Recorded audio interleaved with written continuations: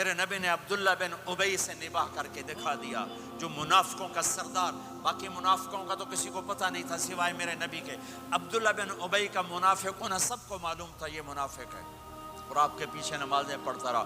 آپ نے اس کے اپنے ساتھ رکھا۔ ایک دن آپ پانی پی رہے تھے، عبداللہ بن ابی کے بیٹے عبداللہ پکے صحابی تھے، کہنے لگے یا رسول اللہ تھوڑا پانی تو بچا دیں۔ آپ نے کہا کیا کرو گے؟ کہا اپنے باپ کو پلاتا ہوں شاید ایمان مل جائے۔ آپ نے پکڑا دیا، گھر آیا، کہا ابا یہ پانی پی لے۔ کہنے لگے یہ کیا ہے؟ کہا یہ میرے نبی کا بچا ہوا پانی ہے، پی لے شاید تجھے ایمان مل جائے۔ سنو، کہنے لگا وہاں سے کسی کا پیشاب لیا وہ پی لوں گا، یہ نہیں پیتا، کسی کا پیشاب لیا وہ پی لوں گا، یہ نہیں پیتا۔ وہ واپس جا کر کہنے لگے یا رسول اللہ اجازت ہے میں اس کا سر اڑا دوں؟ آپ نے کہا نہیں، تیرا باپ ہے، یہ کام نہیں کرنا، میں نہیں چاہتا کہ لوگ کہیں محمد اپنے ساتھیوں کو قتل کرتا ہے۔ اور جب وہ مرا کم وقت ان کے بیٹے آئے، یا رسول اللہ میرے باپ کو جنازہ پڑھائیں گے؟ آپ نے کہا پڑھاؤں گا۔ کفن دیں گے؟ کہا دوں گا۔ کہ اپنا کرتا دے دے۔ آپ نے کرتا اتار کے دے جا، اس کو کفن دے دو کہ شاید کم وقت بخشا جائے۔ ہے، اور اب اتنی نفرت ہے کہ ایک دوسرے کا جنازہ بھی نہیں پڑھتے، سلام بھی نہیں کرتے، مسجدوں میں لڑائیاں ہو رہی ہیں۔ آپ نے کرتا دیا، اس کو پہنایا، آپ جنازے کے لیے کھڑے ہوئے، حضرت عمر آگے آ گئے، یا رسول اللہ آپ کو پتہ یہ کون ہے؟ کہ عمر مجھے بتاتے ہو یہ کون ہے؟ مجھے نہیں پتا کون ہے۔ کہ اس کا آپ جنازہ کیوں پڑھ رہے ہیں؟ کہ اللہ نے کہا ہے پڑھ یا نہ پڑھ میں معاف نہیں کروں گا، تو میں پڑھتا ہوں شاید اللہ معاف کر دے۔ یہ میرے نبی کے اخلاق، یہ میرے نبی کے اخلاق ہیں، یہ میرے نبی کی خوبصورت زندگی ہے۔ آپ نے جنازہ پڑھا دیا، پھر اس کے دفن میں شریک ہوئے۔ آپ پیچھے پہنچے تو وہ قبر میں اتار دیا تھا کہ باہر نکالو۔ قبر سے باہر نکال کے اپنے لعاب تھوک کو منہ سے نکال کر اس کے منہ میں ڈالا کہ شاید اس کی بخشش ہو جائے۔ اس کو دیکھ کر 100 منافقوں نے کلمہ پڑھا کہ اتنا بڑا خلق صرف نبی کا ہی ہو سکتا ہے۔ تو میرے بھائی بہنوں، بہت بڑا مجمع آیا ہوا ہے۔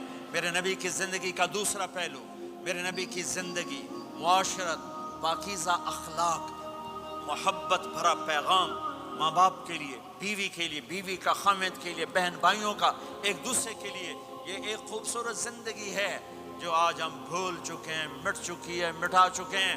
میرے نبی کے خوبصورت اخلاق، میرے نبی کا درگزر کرنا، میرے نبی کا معاف کرنا۔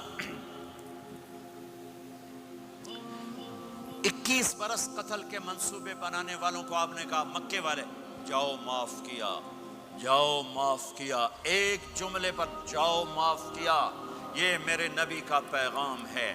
میرے نبی کے اخلاق سچائی، میرے نبی کے اخلاق دیانتداری، میرے نبی کے اخلاق صدق و امانت۔ سب سے زیادہ ہائی لائٹ جو مکی زندگی میں آپ کی صفت ہوئی، صادق امین، سچا امانت دار، سچے امانت دار۔ میرے نبی سے پوچھا گیا یا رسول اللہ مسلمان بزدل ہو سکتا ہے؟ کہا ہاں۔ کنجوس بخیل ہو سکتا ہے؟ کہا ہاں۔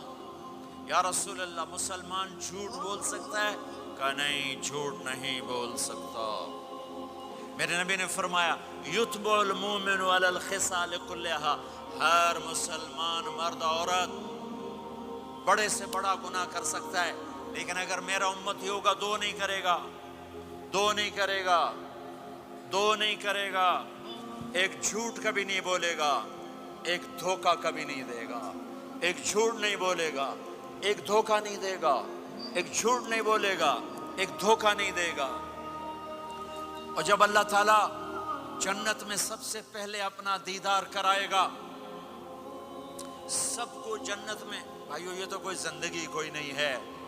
جب مال جمع ہوتا ہے تو موت آ چکی ہوتی ہے۔ اب لوگ یہاں ہجرت کر کے آئے، بنتے بنتے کچھ بنے تو موت دستک دینے لگی، گھٹنے درد کرنے لگے، آنکھوں پہ چشمے چڑھ گئے، سوٹیاں ہاتھ میں آ گئیں۔ جب مال سے نفع اٹھانے کا وقت آیا تو موت سر پہ آ گئی۔ یہاں کے ہر انسان اس مشکل میں گرفتار ہے۔ جب اپنی دنیا سے کمانے کا، حاصل کرنے کا وقت آتا ہے تو موت دستک دے رہی ہوتی ہے۔